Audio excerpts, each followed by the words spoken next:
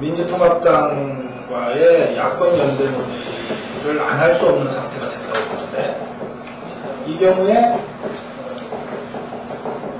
통합진보당의 후보를 내고 그 다음에 통합진보당 얘기에 따르면 먼저 정책연대를 하면서 뭘 가겠다는 거 나오는데요. 민주통합당과 통합진보당 간의 정책연대는 뭐 지난번에도 해본 적이 있고 어디서부터 어디까지가 절충점인지가 대충 나와 있어요. 그런데 이번에 안철수의 책에서 표현된 안철수의 생각과 통합진보당은 생각보다 거리가 먼 내용들이 많습니다. 그러면 이 간극을 어떻게 해소할 거냐.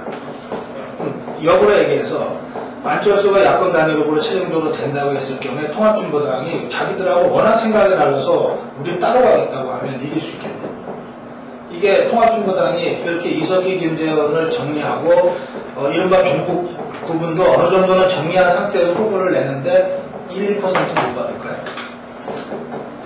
그러니까 이런 굉장히 좀 어려운, 풀기 쉽지 않은 문제들이 있는데도 지금 이게 별로 중요한 문제처럼 생각들을 못하는 것 같아요. 그래서 말씀하신 대로 애매모호하게 그냥 야권으로 치고 그거는 문재인과 안철수 두 사람 중에 누군가가 되겠지라고 지금 생각하고 이렇게 가고 있는 거거든요. 근데 역동성은 거의 없이. 그러니까 지금 구도가 그냥 가면 굉장히 어려운 상황이 올 수 있다고 생각해요. 야권 연대 문제는 저는 그렇게 이제 좀 예상돼요. 오늘 이제 이해찬이 그 3자 단일화 얘기를 했더라고요. 민주당, 안철수, 통합진보당 3자 단일화로 10월에 이제 하자 그 얘기를 이제 했는데 바로 지금 이제 얘기된 이제 저 문제인데 과연 3자라고 했을 때 안철수는 그러면 과연 통합진보당과의 연대를 원할 것인가? 이 부분이 아직은 전혀 보이는 게 없어요, 지금. 지금까지 얘기됐던 탈진영의 논리의 기조에서 보면은 사실은 통합진보당과의 대선에서의 연대를 굉장히 부담스러워할 가능성이 좀 크다고 봐요. 그래서 그 부분이 어떻게 될지 이거 대단히 좀 가변적인 이제 변수고, 그리고 이제 통합진보당 쪽에서는 뭐 단일 후보 쪽으로 가닥을 잡아서 원하는 것 같고, 안철수 포함한 범야권 단일화를 원하는 것 같고, 근데 제가 예상컨 때는 통합진보당 지금 사태는 결말이 오늘 지금 이제 재정처리 일단 넘어가는 것 같고, 저는 최종적으로 이석기하고 김재현 분리 처리 가능성이 좀 커지고 있다, 좀 그렇게 보거든요. 그러니까 이석기는 사퇴를 하든 제명을 하든 아무튼 아웃을 시키고, 그리고 김재현은 구제를 하고, 좀 아마 그 선에서 봉합이 좀 될 그 가능성이 좀 크지 않겠나, 저 개인적으로 긴지 예상을 좀 하는데. 예상이 아니고 흘러나온 얘기가 있어요. 네? 그것도 좀 안으로서 좀 얘기는 되고 있다고 그래요. 지금 다 제명시켰을 때 또 그게 있기 때문에. 그래서 만약에 아무튼 통합진보당 상황이 그러면 더 어려워지는 거예요. 일단 봉합 수준에서 유지가 된다고 했을 때 안철수가 과연 이제 연대를 하려고 할까 하는 그런 문제 그런 문제도 남아있다고 봐야 될 것 같아요. 네. 이제 말씀하셨던 그 야권의 그 지금 여러 가지 어려운 과정이 결국에는 이번 대선이 저 개인적으로는 이제 안철수의 선거, 안철수에 의한 선거, 그리고 안철수 후보 진영에서는 안철수를 위한 선거라고 보고 지금 진행을 하고 있는 것 같고요. 민주당에서는 민주당 후보를 위한, 그러니까 각자 자기중심적인 그 사고를 하고 있기 때문에 지금 완전 봉합되지 않은 채 계속 흘러가고 있는 것 같아요. 다 뭐 나를 중심으로 해서 저 후보가 종속 변수가 될 것이다. 그런 기대를 갖고 상대가 조력자로서 기대를 하고 움직이고 있기 때문에 지금 느슨한 어떤 연합체 성격을 갖고 지금 야권이 이제 흘러가고 있는데, 아까 말씀드린 대로 준결승 과정에서 민주당에서 그 분열이 있을 수가 있고, 또 결승 과정에서 또 분열이 있을 수가 있기 때문에 그런 과정을 과연 지금 현 야권이 잘 봉합할 수 있을 것이냐, 그게 굉장히 우려되는 부분이고요. 안철수와 문재인 대결 구도를 지금 한번 보면, 이제 문재인 후보가 만약에 민주당 후보 선출이 된다고 가정을 했을 때, 저희가 이제 지난부터 야권 단일로 안철수 문재인 대결 구도를 지금 조사하고 있거든요. 생각보다 그 격차가 크지가 않아요. 지금 저희가 이제 지난주에 조사한 거를 보면 한 5%가량 차이가 나는데요. 안철수 원장이 41.9, 문재인 뭐가 36.0? 큰 격차가 아닙니다. 이게 만약에 안철수 원장이 오늘 힐링캠프에 출연해서 지지율이 어느 정도 상승 유지가 되다가 뭐 계속 그래왔던 것처럼 지지율이 또 어느 정도 지나면 하락을 했었거든요. 그러면 제가 봤을 때는 너무 지금 준비를 하려고 한꺼번에 쏟아부는 격이 좀 된 것 같은데 출판하고 힐링캠프는 조금 격차가 있었어도 좀 좋았을 뻔했었어요. 그쪽이 어떻게 보면 갑의 어떤 입장에서. 근데 아무튼 지지율이 좀 빠진다고 봤을 때 문재인 후보가 전당대회 걸 어느 정도 지지율이 올라가면 이 야권 단일화 양자표도 예측하기 어려운 상황이 되거든요. 저는 안철수 원장 입장에서는 사실 야권 단일화 과정에서 뭐 자기가 후보로 선출될 것이라고 확신할 수가 없는 이제 상황이죠. 그런 어떤 조바심이 있기 때문에 제가 볼 때는 이 초반 하려고 많이 집중을 했던 것이 아닌가라는 좀 생각이 들고요. 이런 점도 있지 않을까요? 민주통합당의 후보가 누가 될까 결정이 되고, 그리고 안철수가 이렇게 있는 상태. 그래서 박근혜도 후보가 결정이 제일 먼저 되겠죠. 그러면 박근혜, 문재인, 안철수 이 세 사람이 정립한다고 칩시다. 그러면 이제 사람들이 당연히 모든 언론이 박근혜와 문재인 간의 싸움, 또 박근혜와 안철수 간의 싸움, 그다음에 문재인과 안철수 간의 협력적인 경쟁 관계, 이걸 갖고 이제 보도를 계속 하게 될 거예요. 또는 이 안철수, 문재인 자리에 손학규가 있어도 김두관이 있어도 똑같은 구도로 할 건데, 그러면 보십시오. 박근혜 대 손학규, 박근혜 대 김두관, 박근혜 대 문재인은 어떤 싸움이 전개될 거라고 하는 게 예상이 돼요. 굉장히, 그러니까 어느 정도 치열하게 전개될 거라고 하는 것도 어느 정도 우리가 예상이 돼요. 그런데 박근혜 대 안철수가 싸움을 어떻게 할까요? 여보세요? 이를테면 이거 야권에서 박근혜 공격을 하는 싸움인데 박근혜는 방어할 중에서 안철수가 박근혜를 뭐라고 어떻게 공격을 할까요? 근데 재벌개혁 갖고 공격할까요? 경제민주화 갖고 공격할까요? 아니면 안보 문제 갖고 공격할까요?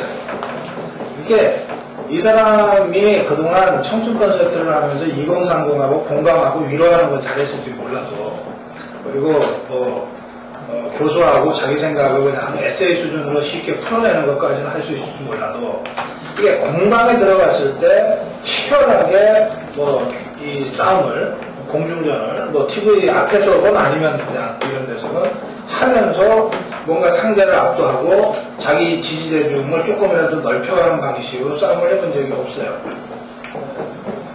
그런 상태에서 아까 말씀 나왔지만 민주통합당은 안철수를 어쨌든 최대한 배려하면서 이렇게 지금 가는 거예요.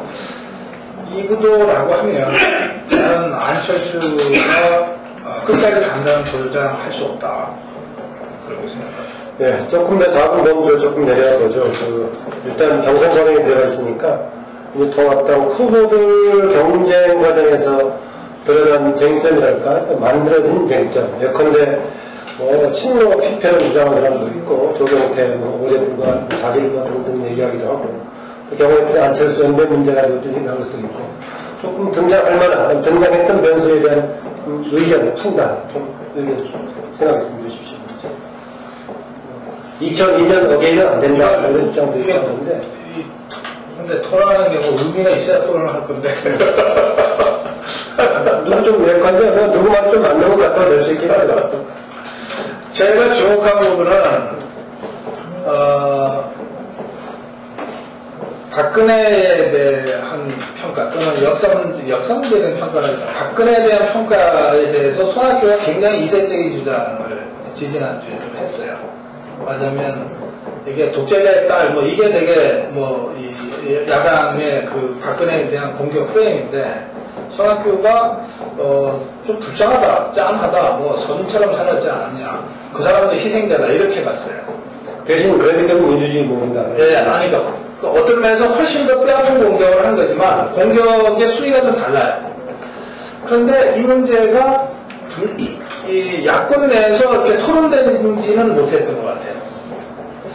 근데 나는 이 부분이 우리가 대박근혜 경쟁력을 가지고 이 후보들을 점검할 때는 굉장히 중요한 포인트로 아마 부각될 수 있다. 그렇게 봅니다.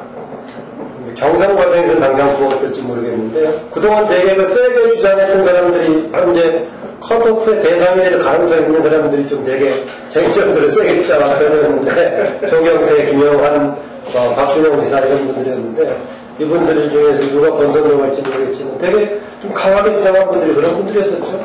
그에 따른 의미가 있는 것도 있던데. 지지율 추이를 보면 저희가 이제 포탈에서 보도량 검색을 같이 하거든요. 주간단위로. 그런데 대략 지지율 순위랑 그 뉴스 보도량 그 순위랑 비슷해요. 조경태 후보 같은 경우는 초반에 출마 선언하고 또 얼마 안 있다가 노이즈 마케팅을 좀 이제 하기 위한 비판적인 여러 보도자료를 내고 그래서 기사가 좀 많이 있을 때는 지지율이 좀 올랐다가 최근 들어서는 기사량 자체가 굉장히 줄어들었고요. 지지율도 지금 굉장히 낮기 때문에 단기적인 지지율 그 상승에 도움이 되는 좀 여러 비판적인 기사들을 생산해내는 그런 방식을 보여왔었는데 최근 들어서는 그런 기사량도 굉장히 줄어들었어요. 특히 말씀하셨던 조경태, 김영환, 박준영 기사처럼 이 하위권으로 갈수록 근데 더구나 어제 김정길 후보가 또 등록을 하면서 오늘 저희가 이제 처음으로 조사에 포함시켜서 이제 8자 보도가 됐죠. 근데 김정길 후보 같은 경우는 그래도 장관을 지냈던 분이고 국회의원을 지냈던 분이라서 인지도가 조금 있어서 제가 볼 때는 하위권 후보들에게는 굉장히 또 다른 악재가 지금 발생한 거거든요. 지금 확실하게 빅4는 어느 정도 정리가 됐다고 봐요. 문재인, 손학규, 김두관, 정세균은 당원 50% 또 일반 국민 50%로 봤을 때 네 분은 어느 정도 이제 선거가 유력해 보이고 나머지 네 분 중에 한 분이 지금 결정이 될 텐데 김정일 후보는 아무튼 인지도가 있는 분이기 때문에 저희가 오늘 지금 조사를 하고 있는 걸 제가 대략 보고 나왔는데 통계는 돌리기 전이지만 어느 정도 지지율이 조금 나오는 것 같아요. 그렇다면 박준영 지사나 김영환 의원, 조경태 의원으로서는 가뜩이 내는데 더 힘들어진 측면이 있죠. 그래서 그분들한테는 힘든 지금 그 과정이겠지만 아무튼 5위를 보는 관전 포인트 중에 하나예요. 그런데 어쨌든 간에 이게 본선 5명 간에 어쨌든 간에 경쟁 과정에서는 상대가 가지고 있는 그 개인적인 특성 이런 것에 대한 문제가 강하게 시작되지 않겠어요? 그렇죠. 당신 후보가 된다면 어떤 구조인데 이것은 필패 구조라든가 이런 논의가 좀 나오지 않겠어요? 그렇지 않고서는 존재감이 워낙 없는 후보들로 되어버렸기 때문에 어떻게든 지금 지지율이 다자구도로 보면 1%가 안 나오는 경우가 있고요. 지금 경선 지지율로 7명, 8명 봤을 때도 이분들이 1~2% 대상을 하고 있기 때문에 지금으로 봐서는 문재인이든 혹은 안철수 원장도 공격을 할 수밖에 없는 상황이죠. 근데 그마저도 사실은 지금 보면 뉴스 보도를 보면 그다지 존재감이 없는 지금 후보들이란 말이에요. 그래서 굉장히 이 하위권 후보들은 지금 굉장히 어려운 상황이죠. 왜냐하면 하필 이 즈음에 안철수 원장의 책과 지금 헤딩 캠프가 있기 때문에 상당수의 보도가 그쪽으로 집중이 되어 있거든요. 김 대표님 쟁점이 어떤 것이 그나마 공개될 것 같아요. 경선 과정에서. 한편 제가 볼 때는 지금 호남 지역에서 호남 지역에서 후보들의 투표력이 상당히 중요하더라고요. 네. 그래서 그 상위권 후보들, 특히 빅3들은 자기들이 호남에서 호남 후보 불가능은 있지만 호남 결정론이 있잖아요. 호남 유권자들이 결정한 후보가 된다. 또 이런 이야기 있잖아요. 그래서 지금 아마 굉장히 자기 전력을 지금 호남 공략에 집중하고 있다. 이렇게 듣고 있어요. 그래서 지금 하위권 같은 경우에서도 박준영 지사와 김영환 지금까지 김정길 장관이 들어오기 전에는 고위권 경쟁을 가지고서 김영환 의원과 박준영 지사가 서로 팽팽히 맞선 이 부분도 역시 호남에서 박 지사가 어느 정도 빅3 부분에서 있는 표를 갖다가 좀 유지할 수 있느냐 자기 표현하고 이런 문제인데 김진길 의원도 사실상 본래 이 경선에 넣으려고 준비를 많이 했던 분이죠. 그렇죠. 옛날에. 그래서 그것을 이 호남에 많은 그거를 해줬어요. 예. 그래서 그런 차원에서 이 호남 지역에서 픽서리대로 그 나머지 후보들대로 어느 정도 득표율이 나올 것인가. 예. 그래서 그 부분들이 아마 픽서리는 어떤 이 본경선에 있어서 경쟁력을 갖다가 이 알려주는 바로미터 될 것이다 해서 굉장히 지금 집중하고 있는 그 호남 호소에 관련해서는 참여정부에 대한 평가 문제도 조금 관련성이 있지 않을까요? 물론 손학규 후보는 다른 맥락에서 참여정부 얘기하고 있는데 성철과 반성은 참여정부 이 말들은 안 된다 뭐 이런 얘기를 하고 있는데 그 부분 괜찮이 안 될까요? 그냥 뭐 다 비슷한가요? 호남에서 지금 이제 그 2004년도 분당이 되고 그 다음에 이 국회의원 총선과 2006년 지방선거 때는 열린우리당과 당시의 민주당이 붙었던 거거든요. 그래서 그 부분에 대한 그 서로의 감정은 이 어느 정도 뿌리가 내려 있어요. 이게. 그렇기 때문에 이번에 그 2012년대 총선 과정에서 그 물갈이나 뭐 이런 부분에서도 흔히 말해서 구민주계는 뭐 거의 다 밀렸다는 식으로 해서 그런 부분들이 좀 호남 소외로 그래서 어떤 근거가 됐던 거거든요. 예. 그래서 뭐 그 측면에서 상당히 지금 호남 지역은 민심은 좀 취약하다 이렇게 볼 수 있습니다.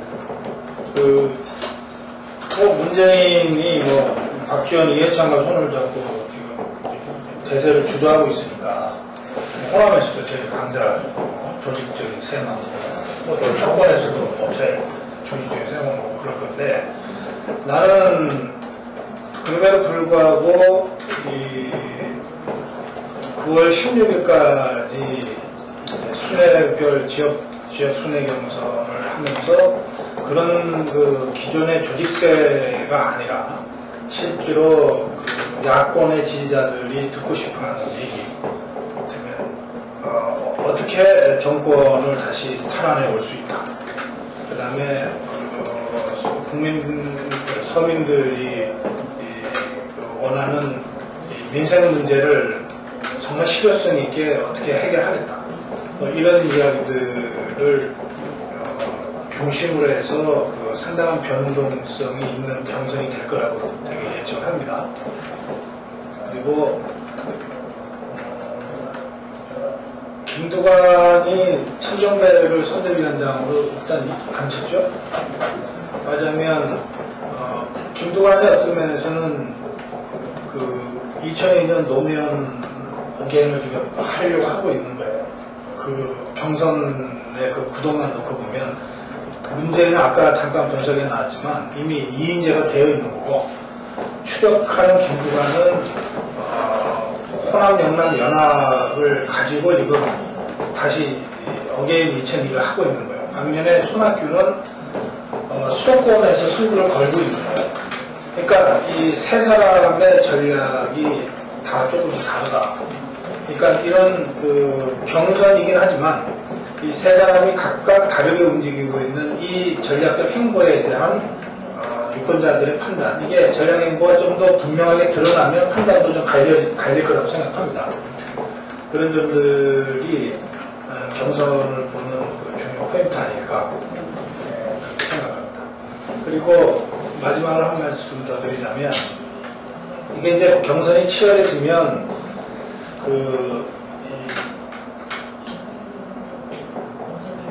조사라고 하는 거가 어쨌든 계속 될 텐데 조사가 주는 효과가 상당히 있을 것 같아요. 지금 잠깐 MBN 토론을 보고 왔는데 저런 수준의 토론이 그렇게 표의 이동에 크게 영향을 주거나 그럴 것 같지는 않아요. 그런데 이 조사는 이 작은 수치, 그러니까 오차범위 내라고 전문가들은 별거 아니라고 하더라도 어쨌든 역전이 됐다더라. 이런 것들이 크단 말이에요. 근데 김동완의 손학규를 이겼는데 다시 일주일 만에 손학규가 김동완을 다시 이겼다가 리얼미터 당장 그렇게 조사 나온 거 아니에요? 그럼 이제 그런 것들이 뭔지 모르지만 손학규 쪽은 좀 하는 것 같고 김동완은 좀 헤매는 것 같이 보인단 말이에요. 사실은 안 그럴 수가 있는데 근데 이런 조사들도 그렇고 그다음에 앞으로 나올 조사들 중에는 뭐 교수들한테 물어봤더니 이렇더라 뭐 정치부 기자들한테 물어봤더니 이렇더라 이런 조사들도 이제 나올 텐데 제가 10년 전에 노무현 그때가 기억이 납니다.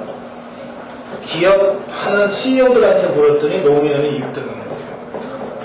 이유는 사실은 노무현이 되면 노사분규가 별로 없을 것 같다. 노동자들이 말을 잘 들어서 이런 거였지만 그때 그 조사 하나를 가지고 노무현이 굉장히 잘 써먹었어요. 봐라 내가 겁날 사람이 아니잖냐. 하지만 그런 면에서 보면 사실 문재인은 앞으로의 이 역동적 경선 과정에서 점수를 잃을 그 시간들이 많이 있어요. 반면에 손학규나 김두관은 어떻게든 좀 점수를 딸 수 있는 이벤트들이 꽤 많이 있다고 간주하고 봐야 돼요. 그래서 저는 전체적으로 이 9월 16일로 향해 가면서 차이가 좁혀지면 좁혀질지 더 늘진 않아. 이게 더 차이가 늘어나는 거 보면은 게임 해보나 마는데 어쨌든 차이가 좁혀질 거고 차이가 어느 정도라도 좁혀지면서 2위 이하 후보들 간의 정치연합에 대한 얘기가 자연스럽게 흘러나올 때가 있다. 그러니까 9월 초 정도 되면 그런 얘기들이 이 차이를 좁히면서 그런 이야기가 나오면 이게 가속도가 붙는다. 그런 의미에서의 역동적 경선판을 기대할 수 있겠다. 가장 결정적인 어쨌든 간에 지역 수로하면서 투표를 하는 게 가장 중요한 거죠. 쟁점이 아직까지는 그렇게 인상적인 쟁점은 형성이 된 게 없는 것 같긴 한데요. 노선면에서 놓고 봤을 때 대부분의 후보들은 노선이 뭐 특별히 뭐 자기 칼라 뭐가 있는지 잘 모르겠어요. 그리고 다만 조금 이제 자기 거가 명확하게 이제 김영환 후보 같은 경우는 좀 이제 중도, 상대적으로 오른쪽으로 가 있는 그런 걸 강조하는 거고, 가장 그렇게 그러면 이제 김두관 경우가 좀 이제 그 진보성을 좀 이제 상당히 다른 후보들에 비해서 강조를 하는 그 평등을 내버렸죠. 이거는 평등을 이제 강조를 하면서 지금 후보들 중에서는 가장 좀 진보성에 이제 좀 역점을 두는 것 같고 결국은 바로 그 자기 어떤 진보성을 앞세워 가지고 그 진보 성향의 야권 지지층을 결집시키는 쪽으로 아마 그렇게 전략적으로 결국엔 그렇게 가지 않겠는가 예상을 해요. 그래서 아마 이 노선면을 놓고 봤을 때는 뭐 다른 경우들은 비슷한데 김두관 같은 경우가 좀 가장 왼쪽에 쓰는 그거를 통해 가지고 지금 야권 그 지지층의 좀 결집을 좀 시도할 그런 가능성이 좀 크다 좀 그렇게 봐요. 손학규 후보도 좀 중간층을 좀 강조하는 그런 계획이 아닐까요? 그렇죠. 그런데 이번에는 그렇게 특별히 그거를 강조하는 것 같지가 않더라고요, 이제는. 전에는 사실 자기의 무기가 이제 그것처럼 항상 얘기를 했는데, 그게 별로 글쎄, 민주당에서 이제 안 먹혀들어서인지, 이번에는 별로 그 점은 강조를 하시는 것 같지는 않더라고요. 오히려 전에 비하면은 좀, 손학규 같은 경우는 야성이 더 좀 강화가 된 거 아닌가, 그러게 들었어요. 좀 그런 생각이 좀 들고. 네. 그러면 아까 지금 좀 문재인 특히 후보를 중심으로 얘기가 많이 됐습니다만 종합적으로 후보별 특성, 장단점, 개인적인 특성이 될 수 있겠고 구성하고 캠프를 고려하면서 얘기가 될 수 있겠고 최근에 나왔던 대표적인 슬로건도 같이 포함해서 후보별 특성이나 장단점이 있으면 뭐 대단적으로 이 사람 저 사람 좀 얘기 좀 해주십시오. 그럼 문재인 쪽이 사람이 제일 많이 모여있다. 실제로 거기 줄 서지 못한 사람들이 김동완 쪽한테 갔다는 식의 얘기들까지 나오니까. 그런데, 뭐 그럴 수 있죠.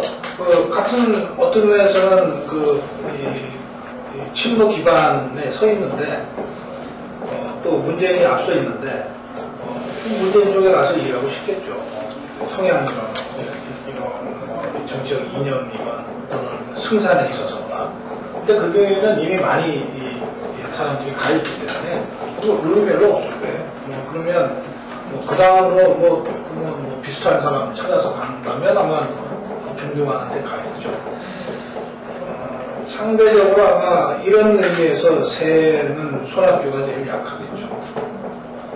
정세균은 지지도는 얼마 안 나지만 워낙 그동안 당 의장만 한 서너 번씩 한 사람이라 의원들도 많고 당 조직이라고 하는 거는 정세균이 누구한테 뒤질 사람이 아니기 때문에 또 나름대로 단단하게 꾸리고 있었고 나머지 후보들은 이게 통원할 상황은 아닌 것 같고 그러니까 새로 보면은 손학규가 제일 약한 거죠. 이 4명을 갖고 보면 문재인, 김두관, 손학규, 정세균만 놓고 보면 손학규가 제일 새가 약한 거예요. 근데 이제 특징을 얘기하려고 하니까 그런데 손학규가 비교적 선전하고 있어요. 근데 슬로건에서 제가 여러 차례 이렇게 토론회에서나 이렇게 물어보면 저녁에 있는 사람이 제일 잘 된 슬로건이라는 거예요. 그거는 새누리당에서도 상당히 극찬을 받은 슬로건인데 이게 비아냥 거리는 게 아니에요. 정말로 탐나하더라고요. 저녁에 있는 사람과 같은 슬로건. 그러니까 지금 손학규가 그래도 김두관하고 앞서거니 뒤서거니 엎치락 뒤치락 하고 있는 거잖아요. 이거는 어떤 면에서 손학규는 굉장히 선전하고 있는 결과고 역으로 얘기할까요? 김두관은 제대로 지금 못해서 여기서 지금 정치하고 있다고 봐야 돼요. 그럼 김두관에 대한 기대가 굉장히 높았잖아요. 그런데 출마 선언하고 또 화끈하게 지사주도 던지고 이렇게 했는데 결과적으로 보면 아직 손학규랑 엎치락 뒤치락 하는 정도라고 하면 그 잠재력이 별거 아니었구나. 아니면 그 잠재력을 제대로 쓰고 있지 못하거나 저는 후자 쪽이라고 생각하는데 그런 점들이 지적될 수 있을 것 같아요. 그리고 2위 이하가 사실은 이런 정도라고 하면 1위인 문재인이 더 달려갈 수 있는 거거든요. 30%대로 올라가 버린다거나 할 수가 있어요. 있는데 물론 밖에서 안철수가 내리 누르고 있어서 그 점이 좀 힘든 측면이 또 다른 있지만 그러나 올라갈 수 있거든요. 당 내 후보들만 갖고 조사할 경우에는 차이가 더 벌어질 수 있는 거예요. 근데 아까 당내 후보들만 놓고 볼 때 한 절반 정도라고 그랬잖아요. 근데 다른 후보들의 상태를 보면 이게 이미 절반이 아니라 60, 70 가더라도 이상할 게 없단 말이에요. 그런데 그 정도밖에 못 가고 있고 지금 올라갔다가 다시 내려오고 주춤부리고 이거는 문재인 후보가 심각하게 이 전략적으로 좀 뭔가 문제가 있지 않냐라고 점검을 해야 될 부분이에요. 그 손학규 후보는 여러 후보들이 다 내가 무슨 야권 특히 후보들은 박근혜하고 싸워서 이길 사람이 됐다는 등 주장을 하고 있는데 어떤 사람이 대통령이 됐으면 좋겠냐라고 하니까 본인은 그 대통령으로서의 준비되어 있는 사람이 돼야 된다. 자기 자신이 여기다 통틀어서 현재 들어간 사람 중에서 가장 준비가 잘 되어 있다. 컨텐츠가 있다 이런 얘기인데 동의하십니까? 손학규? 네. 동의해요. 그러면은 주장 앞으로 정장 경선 진행될수록 그 부분에 대해서 민주당 지지자들이 주목하게 될 것이다. 예, 제대로 된 정책 경쟁이 벌어지면, 그러니까 상대가 있는 거니까. 네. 보세요. 문재인, 김두관, 그리고 손학규를 한번 비교를 해보세요. 예, 이를테면, 그러니까 손학규는 국회의원 3분하고 장관하고 도지사를 했어요. 그리고 당대표하고. 그죠? 김두관은 군수 1번, 장관 1번, 도지사 1번 한 사람이에요. 문재인은 비서실장, 수석 5년 한 사람. 그러니까 국정 전반에 대한 어떤 운영 경험이라든지 또는 그 다양한 형태의 훈련들 다들 다 받은 사람들이지만 그 중에서는 조금이라도 손학규가 그런 기회를 더 많이 가진 사람이에요. 그리고 이거 별거 아닌 것 같지만 어쨌든 문재인은 법률 공부에서 변호사가 된 사람이고 김두관은 대학 나오고서 바로 고향에 뛰어들어서 이장부터 정말 아래로부터 올라간 사람이고 손학규는 재야운동 오랫동안 하고 그리고 외국에 나가서 정치학 박사 따고 온 사람이에요. 그러니까 이게 기반이 완전히 다르다고요. 마인드도 달라요. 그래서 나는 문재인은 그 저변에 리갈 마인드가 어쨌든 있을 거라고 저는 추정합니다. 그래서 모든 사물을 정치 한가운데서도 이게 리갈 마인드라고 하는 프레임을 갖고 볼 가능성이 많다고 저는 느낍니다. 손학규는 철저하게 정치적으로 단련된 사람이에요. 그리고 그의 마인드가 폴리티컬 마인드죠. 김두관의 경우에는 저는 행정적 마인드가 굉장히 크다고 생각합니다. 그래서 아까 유창근 박사는 김두관이 가장 좀 레프트한, 그러니까 급진적인 쪽으로 당 안에서는 이렇게 스펙트럼을 갖고 있다고 말씀하셨는데 저는 그렇지 않다고 느낍니다. 이 사람이 뭘 슬로건을 주장하고 기본적으로 이 사람이 행정가 마인드를 갖고 사물을 보기 때문에 상당히 균형 잡혀 있는 거예요. 그래서 실제로 이슈 파이팅에 들어가서 보면 저는 그 전력이 어떡한 이슈 파이팅에서 들어가서 보면 김두관과 손학규는 균형을 잡을 가능성이 많아요. 그리고 문재인은 어느 한쪽으로 쏠릴 가능성이 좀 있다. 그게 좋다 나쁘다는 뜻이 아니다. 그런 식으로 좀 객관적으로 평가할 수 있다고 봅니다. 네, 뭐 우리나라 정치 문화의 문제점이라고 볼 수도 있을 것 같은데요. 이 안철수 원장이 여하튼 현재 높은 지지율을 기록하고 있는 가장 큰 원인은 흠박조사라고 해도 과언이 아니잖아요. 그리고 또 그걸 확고하게 하고 더 높이기 위해서 이번에 힐링캠프 출연하는 것 같은데 유권자들이 그만큼 소프트한 뉴스에 경성 뉴스보다는 연성 뉴스에 더 민감하게 반응하고 어떤 슬로건이나 정책을 발표했을 때는 지지율의 그 증감이 되게 크지 않아요. 굉장히 늦게 반영이 되고 그러니까 이제 그 손학규 후보의 저녁에 있는 삶이나 뭐 마음 편한 세상인가요? 뭐 그런 등등의 슬로건이 여의도 정가에서는 굉장히 높게 평가를 받고 있음에도 불구하고 유권자들한테 어필하는 그 속도는 굉장히 더디거든요. 그래서 어떻게 보면 이게 한국 정치권의 문화고 또 유권자들도 좀 생각을 해봐야 될 부분이라고 생각을 해요. 힐링캠프 오늘 방송되면 또 얼마나 지지율이 오를지 모르겠는데 비슷한 뭐 문재인 후보 같은 경우는 한 6% 가까이 올랐거든요. 그러니까 안철수 원장이 이제 워낙 피어져 있는 상황이라서 확정성은 크진 않겠지만 아무튼 그런 그 말씀하셨던 정책이라든지 슬로건 이거는 뭐 아직까지는 그다지 여론의 흐름에 큰 영향을 미치지 못하고 있다. 이건 뭐 이제 정치권이 먼저 반성을 해야 되겠죠. 그걸 또 잘 흐름을 타고 있는 분이 안철수 원장입니다. 김 대표님 다른 거 없어요? 넘어갈까요? 예. 그 방금 컨텐츠 중심으로 얘기했는데 대통령 또 하나 중요한 후보로서의 관점이라는 뭔가 국민들에게 공감하면서 에너지를 끌어낼 수 있는 능력 아니겠어요? 당장 경선에서는 컨텐츠를 따져서 서로 결정하는 것도 있겠지만 뭔가 에너지를 모아낼 수 있는 그런 인상 이런 점으로 봤을 때는 손학규 후보가 아닌 다른 사람도 뭐 좀 매력이 있는 김두관 이런 적 없을까요? 그런 쪽에서 그러니까 오바마의 연설을 보면 열정이 느껴진다 이런 평가를. 그 내용과 상관없이, 그러니까 이제 대중연설이 그의 신념과 열정이 묻어나는 대중연설을 해내는 거죠. 저는 그런 게 중요하다고 생각합니다.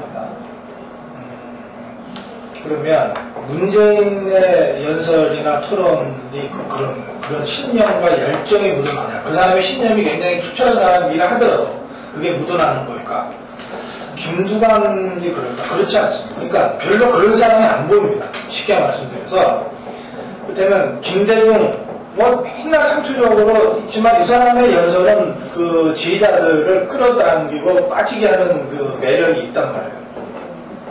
그건 말 잘못하기로 유명했던 김영삼은 그런 거 어때요? 이 사람은 떠들떠들하는 그 연설에 100만 명이 환호한단 말이에요. 그런 의미에서 신뢰와 좀 신념과 열정이 좀 투사된 그런 리더십을 지금 민주통합당 안에서 찾을 수가 없다고 하는 게 제일 큰 문제예요. 그런데 그렇기 때문에 안철수가 정치인이 아닐 때 했던 아주 소프트한 이런 좀 어눌한 이런 것들이 그 사람들을 많이 끌었는데 이 사람도 정치판에 들어오면 그것만 갖고 할 수가 없게 돼요. 그것만 갖고 할 수가 없는데 과연 그 새로운 어떤 신념과 열정이 묻어난 그런 리더로서의 면모를 보일 수 있겠냐. 참 어려운 숙제다 생각해 보죠. 저는 김두관을 우리가 좀 한번 짚어봐야 된다고 봅니다. 왜냐면 다크호스로서 지목이 되고, 지사직을 사퇴하고 어느 선까지 갈 것이냐. 그 한때 이제 5%를 넘었었죠. 그래서, 저는 그 대선 후보로 동일 인정한 거다. 근데 과연 대통령 가능이라는 10%를 넘어줄 수 있는 걸 봐야 된다. 이런 건데, 오히려 좀 떨어진 것 같아요. 예, 네, 떨어진 것 같아요. 그런데 그 과정에서 뭐가 있었나를 보면은, 이런 이야기 들려요. 좀, 이제, 민주당 내에, 김근태의 어떤 민주개혁자금 윤평년이라고 하는데, 윤평년에서 초청을 해서 후보 토론회, 후보 간담회를 했더니는 상당히 실망이 많았다. 실망했다는 게 이제, 기사에 묻어놓을지는 않았지만, 어쨌든 기자들 사이에서, 당시 이제, 민주당 의원을 중심으로 해서 그런 이야기들이 나왔다는 얘기죠. 그리고 또 이제, 지금 현재, 김동완 캠프에서 주요 역할을 하고 있는 분의 입을 빌자면은, 좀 만나서 서로 이야기 나눴더만은, 좀 맹탕이더라. 이게 상당히 치명적인 이야기입니다. 예를 들면은, 이장을 하고, 그리고, 본인이 군수를 하고, 장관을 하고, 도의사를 하고, 했을 때, 우리가 그랬잖아요. 이게 스토리인 게 텔링이 안 됐다. 그러면 자기가 거기에서 여러 가지 인생 역정 속에서 예를 들면은 서민들을 지키하고 이 나라가 운영하고 이런 부분들이 구구절절하게 뼛속까지 자기가 각인되어 있었다면은 그것의 어떤 흡입력은 대단했을 거라고. 그런데 윤평년에 있는 분들은 오히려 그것을 기대하고 만난 분들이거든요. 예를 들면. 근데 그 사람들한테서 그런 반응을 보이고, 실제로 지사직을 갖다가, 현재 도지사 후보 중에서는 유일하게 던지고, 예를 들면, 나와서 대선 행보를 하는 데서도 감동의 어떤, 그게 별로 지금 보이지는 않는다는 거죠. 이게. 그래서, 어떤 사람들은 좀 표방을 때리는 말도 있지만, 사람들의 어떤 지식 정도를 가지고서 평가하는 게 아니잖아요. 예를 들면은. 그렇죠. 정말 김두관 지사한테서 오는 이렇게 정말 감동. 예를 들면은 감동의 메시지. 그런 것을 기대했는데 실제로 지금 그 이후에는 그런 부분들이 지금 보이지를 않고 있다는 거죠. 예. 그래서 제가 볼 때는 그 캠프에서도 상당히 위기일 수 있다. 예를 들어 캠프가 20군데가 있다. 예. 그리고 어떤 측면에서는 조직을 끌어들이는데, 구동교동까지도 그냥 마구잡이로 끌어들이고 있다. 그래서 제가 어디서 이야기했어요. 굉장히 메시지는 가장 청단의 메시지와, 예를 들면은, 이렇게 가장 진보적인 메시지를 이야기하는데, 실제 조직에서는 가장 구정치적인 모습을 보이는 게 아니냐. 이게. 보수적이라는 이야기죠. 바로 그것이 바로 김두관 지사 후보의 한계다. 예를 들면은. 저는 그런 부분에서, 어쨌든 민주당이나 야당으로서는 문재인 다음 어떤 김두관 지사가 뭔가 역할을 하고 크게 있어 줘야 이게 좀 이렇게 역동성 있게 나가는데 그 한계가 좀 이렇게 미리 보이는 거 아닌가 싶어서, 야당 측면에서는 우려되죠. 김두관이 좀 너무 시간을 많이 끌었어요. 그러니까 출마 선언이. 그러니까 어차피 지사직 던지고 할 거였으면 7월 1일 날 자기가 임기를 시작했으니까 7월 1일 날 2주기를 맞춰서 그것까지 하고 가겠다라고 하는 게 무슨 의미가 있어요? 정치적으로. 아무 의미가 없어요. 유일하게 의미를 찾자면 4년 임기 마치겠다고 약속한 경남 도민들한테 뭔가를 하여튼 메시지를 주는 거가 아마 유일한 의미가 있을 거예요. 그런데 보세요. 출마 선언은 경남에서 한 게 아니라 해남에 가서 했어요. 그리고 출마 선언한 그 다음 날인가 주소를 서울로 옮겼어요. 그리고 가장 먼저 박원순하고 만나가지고 악수하는 장면을 보여줬어요. 나는 그러니까 경남 도민들이 정말 김두관이 미워서 그러니까 한나라당 새누리당 지지자들은 막 믿겠죠. 그런데 사실은 또 속으로 환호하고 있겠죠. 이제 자기 당 지사를 그러니까 중요한 건 그런 쪽이 아니고 민주당 지지자들이나 어쨌든 김두관이면 도정을 잘할 거라고 생각해서 찍어준 사람들이 있잖아요. 이 사람들한테 그 김두관이 그 출마 선언을 전후해서 보여준 모습은 빵점이에요. 그 사람들의 감성과 정서를 전혀 고려하지 않은 거예요. 그런데 실제로 그것 때문에 2달 이상씩 시간을 끌었어요. 그러니까 나는 일찍 결정하고 그러나 진정성을 가지고 설명했어야 된다고 보는데 좌우면 늦게 결정하고 그리고 나서 아무런 배려 없이 그냥 이렇게 하고 있는 거예요. 그러니까 이런 거 완전히 잘못된 것이다. 전체적으로는 아까 김 대표도 말씀하신 대로 김두관 그러면 가장 젊은 후보. 조경태가 있으니까 가장 젊으면 안 되겠네. 어쨌든 조경태하고 10년 차이로. 그 3당 중에서 제일 젊고 그리고 제일 서민적이고 그리고 어떤 면에서는 좀 이 다른 후보들한테 다소 부족한 것으로 느껴지는 터프함과 이 도전 의식 같은 거, 열정 같은 거가 막연하지만 기대되는 후보잖아요. 이 사람이 그걸 전혀 보여주지 못하고 있는 거예요. 그러면 실망 배가 되는 거죠. 지금 계속 한계들만 지적했는데 혹시 뭐 가능성 있는 부분은 없어요? 근데 다 보시네요. 지금 뭐 그때 얘기하셨지만은 사실 문재인이 부재라고 지금 뭐 이때 얘기한 것처럼 뻔히 지금 그렇게 나오고 있고 김두관도 사실 지금 부재네요. 보니까는 뭐 좀 이렇게 승부를 뭐 이렇게 던지는 뭐 강한 메시지 이런 게 없이 문재인도 마찬가지고 그리고 갖고 있는 스토리에 비해 가지고 이거 참 뭐 지금 하는 게 굉장히 조금 그냥 고답적인 좀 이미지 행보 좀 이런 식으로 좀 이제 가는 것 같고 그래가지고 뭔가 좀 정말 새로운 느낌을 주는 어떤 강한 메시지나 좀 그런 거를 별로 지금 보여주는 게 없고 손학규나 정세균은 어때요? 손학규하고 정세균은 그냥 계속 손학규하고 정세균은 뭐 선입관이 그래서 그런지 몰라도 계속 평균점이라고 좀 생각이 들어요.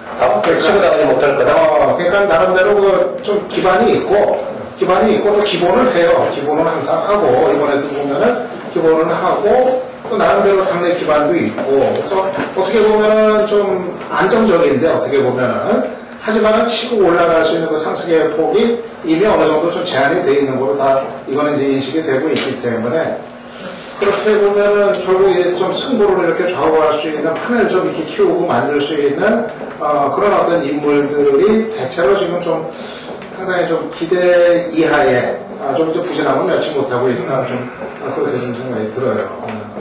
김영환은 나는 상대적으로 손학규가 선전하고 있다 아까 그렇게 평가를 했어요. 그러니까 상대적인 평가인데 그러니까 다른 사람의 부진에 비해서 평균 정도를 하고 있다 그러면 선전하고 있는 거예요. 정세균도 손학규도. 그러니까 이제 그것도 이제 그 안에서, 그 민주당 안에서 이렇게 이제 들여다 보면은 이제 좀 그렇게 이제 보이는데, 사실 조금만 떨어져서 보면은 뭐 그냥 보이질 않으니까. 등수와 상관없이 자기 처지에서 그래도 제일 잘하고 있다 그러면은 조경태가 제일 잘하고 있는 거죠. 어떤 의미냐면, 조경태 그러면 이제 이번 선거에서 조경태 그러면 떠오르는 게 있어요. 아까 김 대표 얘기대로 문재인 5대 불가. 그러니까 다른 부분은 박준영 그러면 떠오르는 게 있어요. 김영환 그래도 이건 얘기했잖아요. 출마 선언할 때 비 맞으면서 혼자 즉흥 연설한 거 말고는 떠오르는 게 없잖아요. 그렇죠? 뭐 김정일은 이제 막 했으니까 더 얘기할 거야. 끝난 거예요. 네, 정세균도 마찬가지예요. 그러니까 조경태가 꼴찌를 하더라도 이 사람은 뭔가를 주고 꼴찌를 하는 거죠. 그런 면에서는 그 자기 처지에서 제일 그래도 임팩트 있게 했다면 조경태가 임팩트 있게 했다. 지금까지만 놓고 보면 그렇게 평가할 수 있죠. 좋습니다. 그러면 이제 그 마무리 쪽 주제를 하면서 마무리하도록 하죠. 지금 이제 민주통합당 후보들의 이제 모아지는 과정, 대선 때까지 시나리오, 현실 가능성, 이 중에서 뭐 조건부적인 변수라든가 이런 같이 감안해서 얘기해 주세요. 후보들이 모아지는 제가 누구로 뭐가 될 거죠? 저는 처음 모두에 그런 말씀 드렸는데 문재인보다는 손학규와 김두관이 민주통합당 후보가 될 가능성이 좀 더 있다고 생각합니다. 그리고 그것이 그렇게 되는 거가 민주통합당의 미래를 위해서도 더 좋을 거라고 생각합니다. 34%대의 지지밖에 기록하고 있지 못한 후보가 2달 만에 당의 후보가 되는 과정은 우리가 지금 예측할 수 없는 굉장히 다이내믹한 과정일 수밖에 없을 거예요. 그 힘을 가지고 가야 민주통합진보당 후보와의 단일화뿐만 아니라 안철수와 싸워서도 이길 수 있을 거예요. 그러니까 지금 순서대로 문재인이랑 후보가 되면 안철수와 싸우면서 절대 못 이깁니다. 이거는 아주 밋밋하게 경선이 끝난다는 뜻이기 때문에 더구나 아까 잠깐 나왔지만은 결선 투표도 가지 못하고 그냥 1차에서 끝내버리면 그 문재인과 안철수가 야권 단일화를 했을 때 안철수가 무조건 이긴다고 봅니다. 저는. 그러면 이 안철수와 통합진보당 후보가 삐걱삐걱될 가능성이 많고 그 과정에서 박근혜를 이길 힘을 전체로 아우러서 만들어내기가 쉽지 않을 거라고 보는 거예요. 그래서 가능성은 높지 않지만 박근혜를 이기려면 손학규나 김두관이 역전성을 그것도 드라마틱하게 만들어내고 그 힘을 가지고 안철수와 붙어서 또 역전을 해내고 두 번의 역전과 통합진보당의 전격적인 이 지지를 끌어내서 박근혜와 붙어야 그래도 뭐 6대4나 7대3 정도로 불리하지만 승부를 해볼 수 있지 않을까 그렇게 저는 생각합니다. 그렇게 될 가능성은 어떤 변수가 작동하면 좀 가능성이 높아질 것 같아요. 후보가 잘해야죠. 후보가 잘해야 된다. 두 사람이 잘해야 돼. 저는 최종적으로 뭐 문재인 가능성이 현실적으로 더 높지 않겠는가 일단 아까 전적으로 생각을 했고 그러니까 이제 뭐 잘하나 못하나 일단은 현재 그 선두의 그 추세가 유지될 수밖에 없는 상황 아니겠는가 했던 생각을 하고 관심은 이제 결국 이제 문재인, 손학규 이제 김두관인데 손학규는 그 야권의 핵심적인 지지층이 동의를 안 할 거라고 봐요. 기본적으로 그런 구조적인 문제 때문에 이미 손학규의 어떤 그 상한치는 좀 이미 검증이 된 부분이기 때문에 이번에 그것이 뒤집어지기는 어렵다는 뒤집어질 계기가 없다는 판단이고 그러면 이제 그 다음에 이제 그 김두관인데 김두관은 저는 그 갖고 있는 스펙이나 뭐 스토리에 대해 가지고 파괴력을 아직까지 이제 보여주지 못하고 있는 그런 이제 모습, 생각보다 더 부진한 모습인데, 사실 뭐 본선 경쟁력은 문재인보다 김두관이 더 나을 수도 있다고 또 생각은 들어요. 근데 갖고 있는 그런 이제 스펙이나 이런 거에 비해 가지고 자기의 거를 짚어 살리지 못하고 있다. 그래서 그 정도의 어떤 힘 가지고 과연 문재인을 뒤집을 수 있을까? 현재로서 뭐 가능성 완전히 뭐 배제하고 싶지는 않은데, 현재 하는 모습 봐가지고는 가능성이 이렇게 커 보이진 않는다. 그런 판단이 이제 들고, 그래서 일단은 지금 뭐 투표 방식, 이런 것도 그렇고, 완전 국민 참여 경선이라는, 일단은 좀 문재인한테 좀 유리한 좀 상황 아닌가, 좀 그렇게 좀 듭니다. 네, 저도 야권이 정권 교체를 하기 위해서는 구 박사님이 말씀하신 대로 그런 어떤 극적인 정론 과정이 있다면, 본선에서 조금 더 유리할 수는 있겠습니다만 현실적으로는 그러기는 좀 쉽지 않아 보인다라는 게 제 생각이고요. 아무튼 문재인 대 2위, 3위 후보 간의 격차는 전당대회가 진행되는 과정에서 줄어들 가능성이 이제 있고 그래서 결선 투표까지 갈 가능성이 좀 있어 보이고요.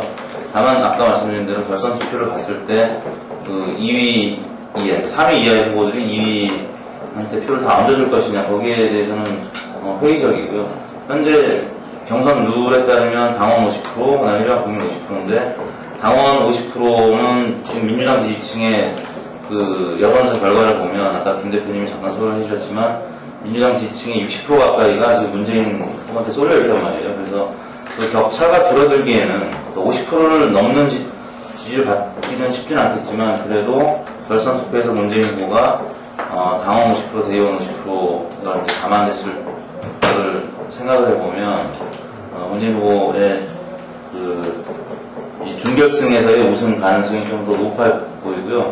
그런 과정에서 전당대회 효과 때문에 문재인 후보는 지지율이 이보다 조금 더 오를 가능성이 있다고 봅니다. 그리고 다른 여타 후보들, 손학규, 김두관 후보는 박근혜 후보와의 가상 대결에서 여론조사를 보면 격차가 상당히 커요. 그러니까 야권 지지자들이 당선 가능성 면에서 문재인 후보를 지지를 더 하고 있다라고 보거든요. 왜냐하면 안철수 원장은 박빙의 싸움이고 문재인 후보하고는 한 10%, 15% 정도의 격차고 김두관과 박근혜 대결 구도에서는 30, 40% 격차가 나기 때문에 과연 김두관 후보 혹은 현학 후보로 정권 교체 가능할 것인가라는 회의감이 있기 때문에 지금 지지를 덜 보내고 있는 것 같고요.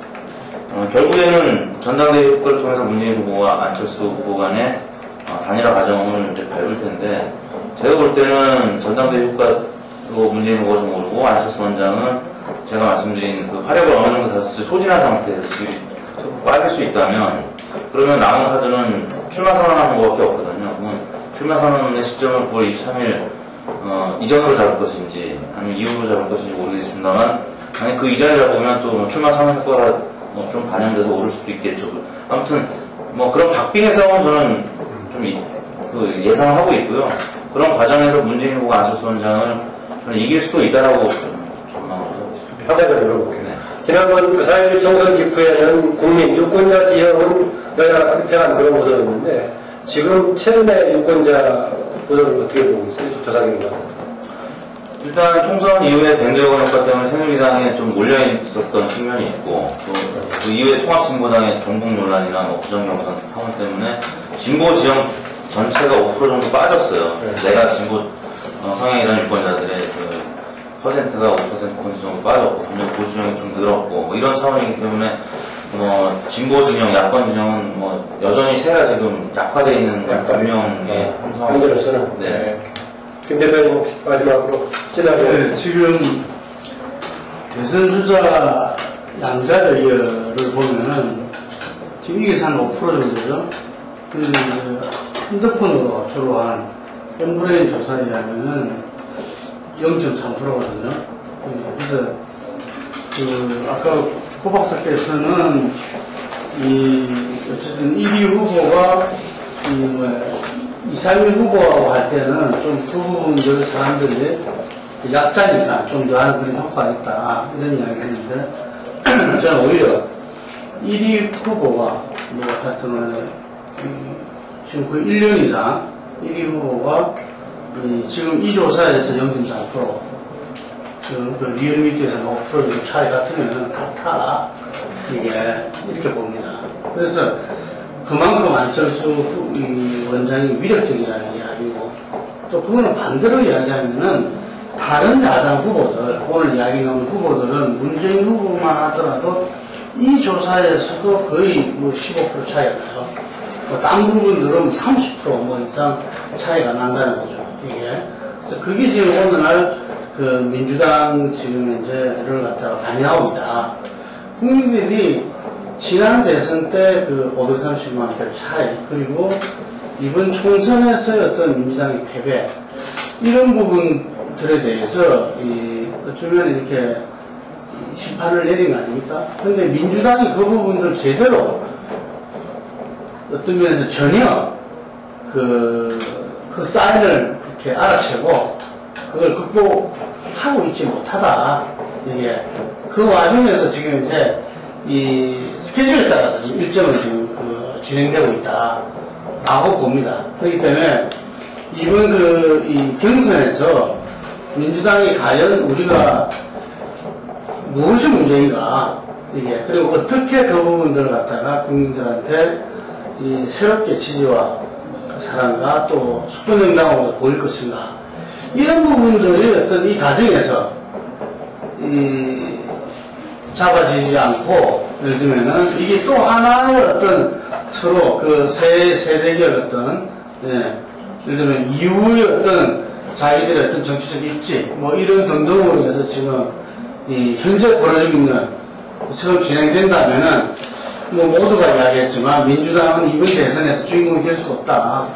이게 잘해야 예를 들면 민주당이 잘해야 어쨌든 안철수 원장을 갖다 기술하지 않고 박근혜와 이렇게 해서 싸우는데 예를 들면 자기들이 우군의 역할을 제가 보기엔 한간에 시민정부론도 있고 예를 들면 지금 문재인 후보가 말한 부분도 아마 더 나은 것 같아요. 아예 중심이 이제 민주당이 아니고, 예, 중심이 이제 다른 데서 중심이 돼가지고 이걸 이제 풀어나가는 뭐 이런 차원의 이야기가 나오고 있는 거거든요. 네. 그래서 민주당은 상당히 심각하다. 일단은 존립의 위기라고 저는 봅니다. 아마 이런 가운데서 나가면은 대선에서 야당이 승리하더라도 그 이후에 민주당은 깨질 수밖에 없다. 이 위기감은 또 다들 갖고 있어요. 예. 그래서 그런 측면에서 이 국민들의 어떤 이 불안과 예를 들면 이런 부분들을 씻어줄 수 있는 어떤 이 경선 과정 후보 뭐 이런 부분들이 민주당은 생존의 문제로서 지금 봐야 되지 않는가. 역시 아까부터 강하게 굉장히 지적하셨네요. 그 내부적으로는 준비된 후보가 부족하고 당이 또 주체적으로 수권장당으로서 의지가 없어진 것이 굉장히 오래됐다. 결과적으로 위기 상황이라고 했는데 어쨌든 간에 민주통합당이 지금 경선을 통해 도약하겠다고 하니까 뭐 지켜봐야겠죠. 이걸로 마치겠습니다. 네.